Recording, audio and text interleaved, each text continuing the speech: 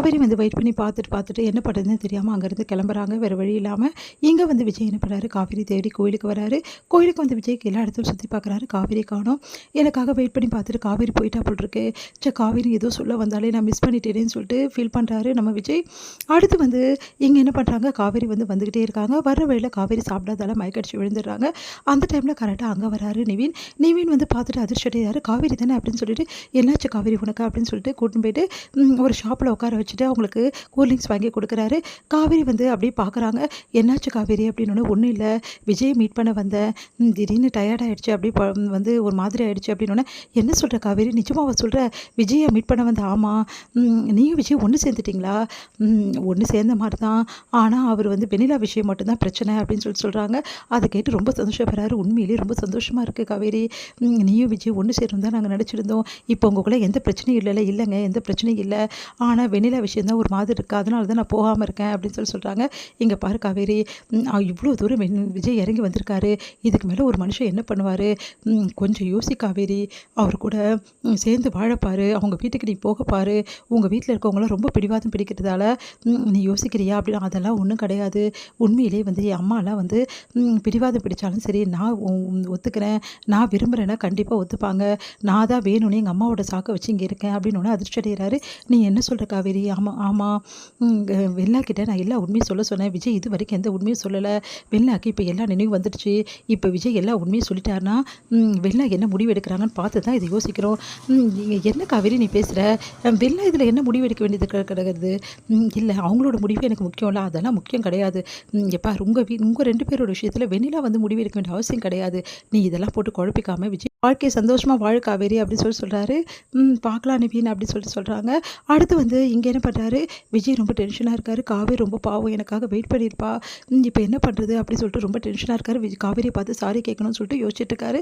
அந்த டைமில் விஜய்க்கு ஒரு ஃபோன் வருது. நிஜமாக சொல்கிறீங்க? ஆமாம் அப்படின்னு. சரின்னு சொல்லிட்டு இப்போ எப்படி பண்ணுறது, காவேரி கிட்ட எப்படி சொல்கிறது அப்படின்னு சொல்லிட்டு காவேரிக்கு ஒரு மெசேஜ் மட்டும் அனுப்பிச்சிட்டு விஜய் வந்து அங்கேருந்து கிளம்புறாரு. காவேரி வந்து வீட்டுக்கு வந்தோன்னு வந்து அவங்க அம்மா என்னடி ஆச்சு அப்படின்னு சொல்லிட்டு கேட்குறாங்க. இல்லைம்மா ஒன்றும் இல்லை அப்படின்றாங்க. ஒரு மாதிரி வந்து டென்ஷனாக இருக்கேடி அப்படின்னு சொல்லிட்டு எல்லாருமே கேட்குறாங்க. ஒன்றும் இல்லைன்னு சொல்லிட்டு விஜய் ஏன் வரல அப்படின்னு சொல்லிட்டு யோசிச்சுட்டு இருக்கும்போது விஜய் கிட்டேருந்து ஒரு மெசேஜ் வருது காவேரிக்கு. தவிர்க்க முடியாத சூழ்நிலை இல்லை, வர முடியாமல் போயிடுச்சு காவேரி, சாரி காவேரி, ஆனால் ஒரு சந்தோஷமான விஷயத்தோடு நான் வருவேன் அப்படின்னு சொல்கிறாரு. அதை கேட்டு ஒன்றும் புரியாமல் யோசிக்கிறாங்க காவேரி. இங்கே வந்து என்ன பண்ணுறாங்க, செம்மையாக டென்ஷனாக இருக்காங்க ராகினி. எப்படியாவது வந்து இந்த வெண்ணிலா கிட்ட பேசணும் அப்படின்னு சொல்லிட்டு போகிறாங்க. வெண்ணிலா அவங்ககிட்ட கொஞ்சம் பேசணுன்னு வெண்ணிலா அழுதுகிட்டே இருக்காங்க. ஏன் வெண்ணிலா அழுதுட்டு இருக்க அப்படின்னு. விஜய் இப்படி பண்ணுவாருன்னு நினச்சி கூட பார்க்கல, விஜய் எனக்கு துரோகம் பண்ணிட்டாரு அப்படின்னு. ஆமாம், பெரிய துரோகம் தான் இதெல்லாம், நீ நினச்சிட்டு இருக்க மாதிரி துரோகமே கிடையாது அப்படின்னு. அதிர்ஷ்டம் நீ என்ன சொல்கிறீங்க அப்படின்னு.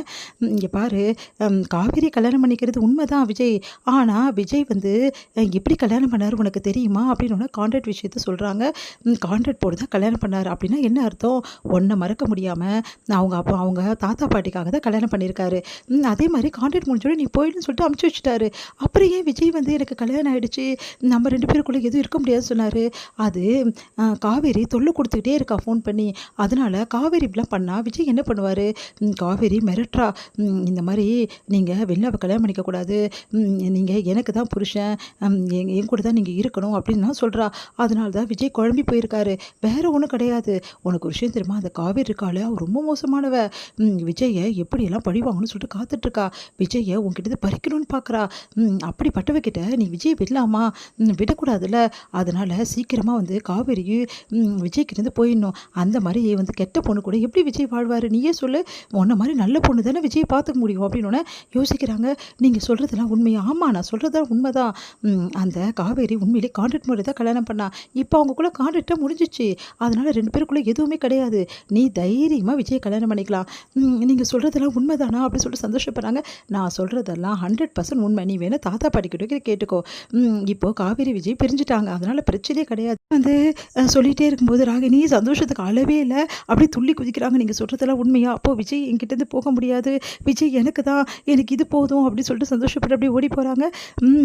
நீ இப்படிலாம் சந்தோஷப்படுவேன் அப்படின்னு எனக்கு நல்லாவே தெரியும், ஒன்றை வச்சு தானே நான் விஜய் காவேரி பழி வாங்க முடியும் அப்படின்னு யோசிக்கிறாங்க.